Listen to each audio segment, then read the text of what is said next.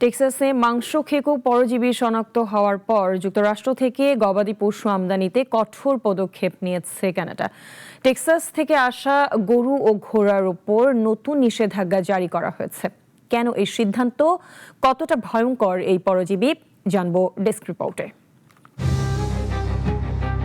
যুক্তরাষ্ট্রের টেক্সাস অঙ্গরাজ্যে মাংস খেকো new world স্ক্রুওয়ার্ম পরজীবী শনাক্ত হবার পর থেকে সতর্ক অবস্থানে গেছে কানাডা। দেশটির খাদ্য পরিদর্শন সংস্থা টেক্সাস থেকে গবাদি পশু আমদানির ওপর নিষেধাজ্ঞা জারি করেছে।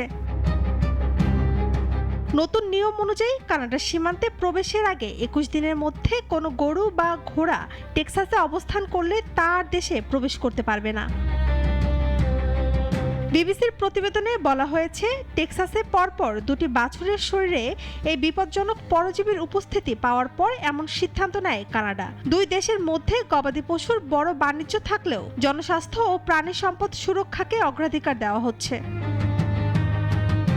পরিস্থিতির গুরুত্ব বিবেচনায় টেক্সাসে জরুরি অবস্থা ঘোষণা করেছে গভর্নর গ্রেগ অ্যাবট।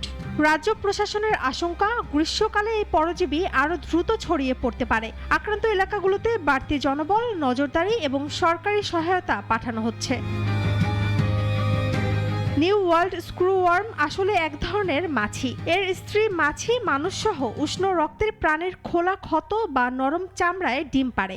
ডিম থেকে বের হওয়া লার্ভা জীবন্ত মাংস খেতে খেতে শরীরের ভেতরে প্রবেশ করে। দ্রুত চিকিৎসা না পেলে আক্রান্ত প্রাণী মারাত্মক যন্ত্রণা ভোগ করে এবং মৃত্যুও হতে পারে। যুক্তরাষ্ট্রের কৃষি বিভাগ জানিয়েছে, মেক্সিকো সীমান্তের কাছাকাছি এলাকায় প্রথম আক্রান্ত বাছুরটি শনাক্ত হয়। পরে একই নিয়ন্ত্রণ অঞ্চলের মধ্যে দ্বিতীয় আক্রান্ত প্রাণীর সন্ধান পাওয়া যায়। এরপর থেকেই কোয়ারেন্টাইন ও চলাচল নিয়ন্ত্রণ আরও জোরদার করা হয়েছে।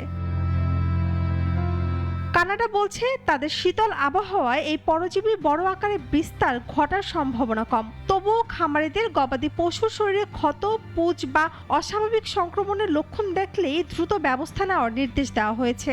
একই সঙ্গে টেক্সাস ভ্রমণ শেষে পোষা প্রাণীদের সতর্কতার সঙ্গে পরীক্ষা করার পরামর্শ দেওয়া হয়েছে।